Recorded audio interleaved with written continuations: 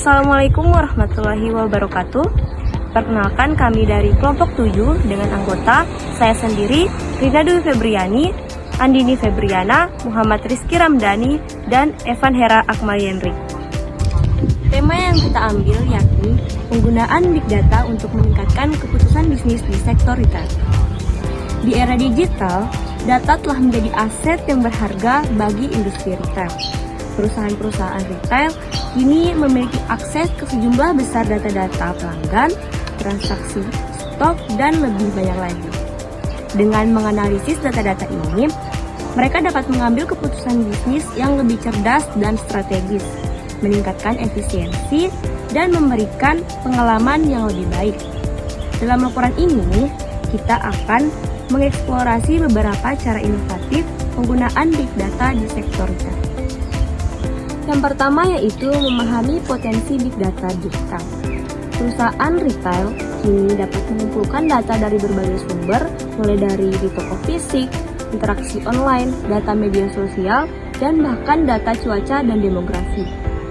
Data-data ini dapat memberikan wawasan berharga tentang perilaku, preferensi, dan tren konsumen. Dengan menganalisis data-data ini, perusahaan dapat membuat keputusan yang lebih tepat dan proaktif, mulai dari penentuan harga, pengelolaan inventaris, hingga perencanaan promosi yang lebih efektif. Di sini ada 3 data, yakni yang pertama ada data transaksi, kemudian data transaksi online, dan data demografis. Data transaksi yaitu informasi rinci tentang pembelian konsumen, termasuk produk yang dibeli, jumlah harga, dan waktu. Kemudian ada data interaksi online, jejak digital konsumen termasuk penelusuran website, keranjang belanja, dan interaksi di media sosial. Kemudian data demografis, informasi tentang konsumen seperti usia, jenis kelamin, lokasi, dan pendataan. Saya Evan Hera Akmalyenri, saya akan melanjutkan presentasi dari saudara Rina. Di sini kita telah sampai di analisis sentimen konsumen. Selain data transaksional dan demografis, perusahaan retail juga dapat memanfaatkan analisis sentimen untuk memahami persepsi dan emosi pelanggan. Dengan menjelajahi umpan balik online, ulasan produk, dan interaksi media sosial, perusahaan dapat mengidentifikasi masalah, keluhan, dan peluang yang mungkin luput dari pandangan mereka. Wawasan ini dapat digunakan untuk meningkatkan produk, layanan, dan pengalaman pelanggan secara keseluruhan. Yang pertama, ada ulasan produk. Analisis sentimen terhadap ulasan produk dapat mengungkap pujian, keluhan, dan preferensi pelanggan. Yang kedua, ada media sosial. Pantauan percakapan di media sosial dapat mengungkap tren, topik yang sedang hangat, isu yang menarik perhatian para pelanggan. Terus yang ketiga ada umpan balik pelanggan. Analisis umpan balik langsung dari pelanggan seperti survei dan formulir kontak dapat memberikan wawasan yang sangat berharga. Terus kita sampai di prediksi permintaan dan optimasi stok. Dengan menganalisis data historis penjualan, transmusiman, dan faktor eksternal perusahaan retail dapat memproyeksikan permintaan secara akurat dan mengoptimalkan manajemen persediaan. Hal ini dapat membantu menghindari kehilangan penjualan akibat kehabisan stok. Sementara juga mencegah penumpukan barang yang akan menurunkan profitabilitas. Pendekatan ini memungkinkan perusahaan untuk memenuhi kebutuhan pelanggan dengan lebih baik dan meningkatkan efisiensi operasional. Yang pertama ada analisis data historis. Mempelajari pola penjualan masa lalu untuk memahami tren dan musim yang memengaruhi permintaan. Yang kedua ada faktor eksternal. Mempertimbangkan variabel seperti cuaca, acara, dan tren pasar yang dapat memengaruhi permintaan. Yang ketiga, ada optimasi inventaris. Menyesuaikan jumlah stok berdasarkan proyeksi permintaan untuk meminimalkan kelebihan atau kekurangan. Sudah. Assalamualaikum warahmatullahi wabarakatuh. Perkenalkan, nama saya Andini Febriana. Di sini saya akan melanjutkan presentasi dari saudara saya Evan Hera Akmalyenri. dan rekomendasi produk.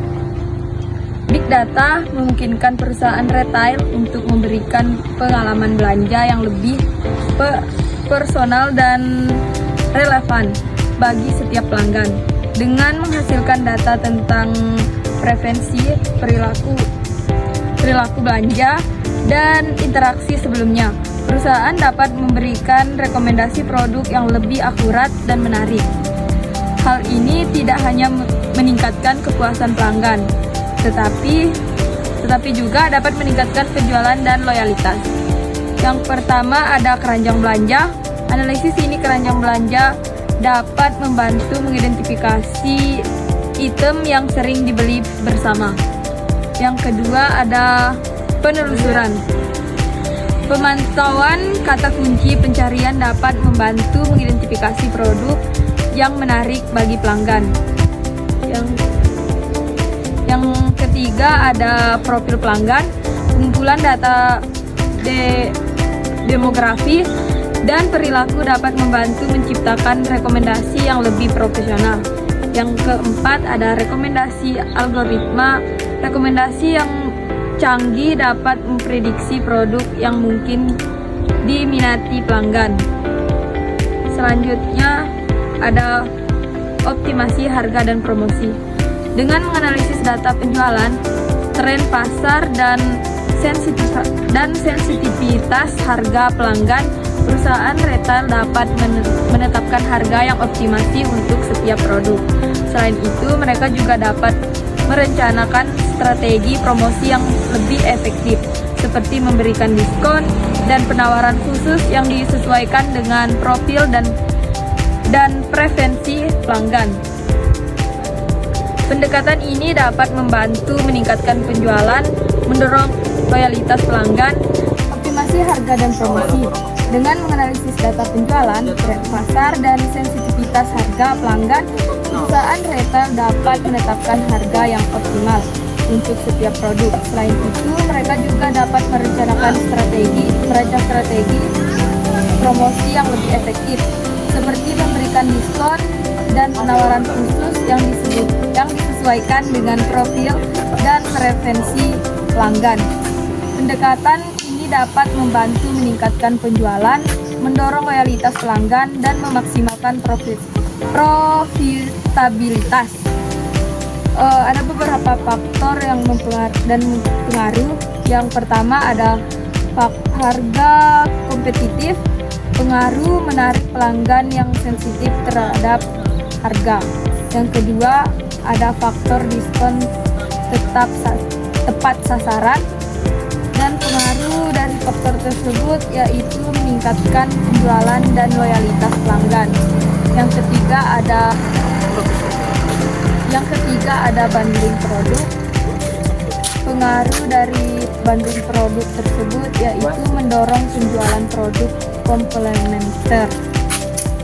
Yang terakhir ada analisis sensitivitas harga. Yang terakhir ada analisis sensitivitas harga. Memaksimalkan profitabilitas dengan harga yang optimal. Terima kasih, saya Muhammad Rizky Ramdhani, NIM 23100-2026 dari Prodi Teknik Metalurgi. Sekarang saya akan melanjutkan presentasi yang sudah tadi dimulai oleh saudara saya Andin. Yang di sini ada deteksi fraud dan pencegahan kehilangan. Big Data tidak hanya bermanfaat untuk meningkatkan pengalaman pelanggan dan operasional, tapi juga dapat membantu mengidentifikasi dan mencegah fraud serta kehilangan barang. Dengan menganalisis pola transaksi, perilaku pelanggan, dan data keamanan lainnya, perusahaan dapat mendeteksi aktivitas yang mencurigakan dan mengambil tindakan pencegahan yang tepat. Hal ini dapat melindungi bisnis dari kerugian keuangan dan reputasi. Di sini ada 4 bagian. Yang pertama itu ada deteksi penipuan kartu kredit, analisis transaksi untuk mengidentifikasi pola yang mencurigakan, seperti pembelian di luar kebiasaan atau lokasi yang tidak biasa.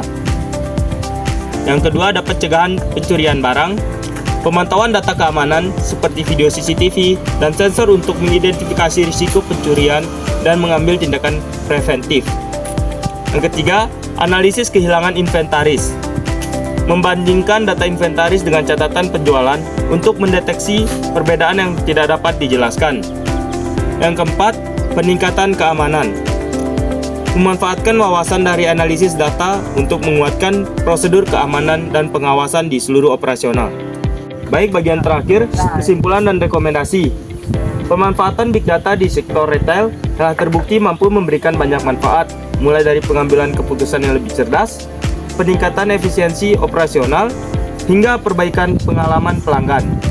Oleh karena itu, perusahaan retail harus segera mengadopsi strategi Big Data yang komprehensif untuk memenangkan persaingan di pasar yang semakin dinamis. Dengan memahami potensi Big Data dan menerapkannya secara strategis, perusahaan dapat bertransformasi menjadi bisnis retail yang lebih cerdas, responsif, dan berdaya saing.